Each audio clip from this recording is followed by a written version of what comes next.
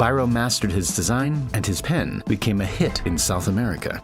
But there was still one huge problem. The cheapest pen he offered cost an incredible $190 in today's money. And so, although the design was great, he never achieved mass market success. At this point, literacy rates had only hit around 33%, and pens remained a luxury item. But just a few years later, French manufacturer Marcel Biche discovered Biro's pen and saw a huge opportunity. He bought the patents for $2 million and began designing a new and improved version that could be mass-produced for a much cheaper price. With the help of state-of-the-art Swiss watchmaking machines, he developed a method for mass-producing tiny stainless steel balls to within a fraction of a millimeter. Instead of using metal for the rest of the pen, he bought machines that could mold plastic, something that had only been around for a few years at this point. This was the end result. Although it may just look like a pen, it's hard to overstate just how perfect this design turned out to be. There were no moving parts, springs, or complex materials, yet every element had multiple purposes. Let's take a closer look. The pen had a hexagonal barrel, like a pencil, which stopped it from rolling off tables and made it easier to grip.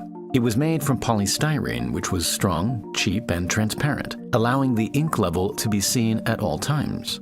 There was a tiny hole on the barrel, which allowed air to enter and replace ink as it left the pen. The ink inside the cartridge was a special recipe that maximized the capillary effect, while still producing a good quality line. The ink flowed into the tip of the pen, which contained the stainless steel ball.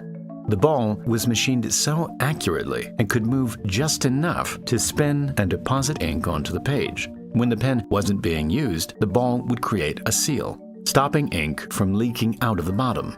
If the pen was turned upside down, the capillary action and the surface tension of the ink would stop it from falling out the back of the pen. The lid, which also doubled as a clip, was made from polypropylene, which absorbed impacts and stopped the pen from cracking. The pen was so perfectly simple and solved every problem that plagued previous pens. Most of all, it was cheap, hitting the market in 1950 at just $2. It was an instant success, selling around 10,000 units daily in France during its first year. Marcel realized how English-speaking countries were pronouncing his name, so he dropped the H, and the Bic name was born. Marcel understood the importance of economies of scale, and he quickly expanded to other continents, setting up factories all over the world.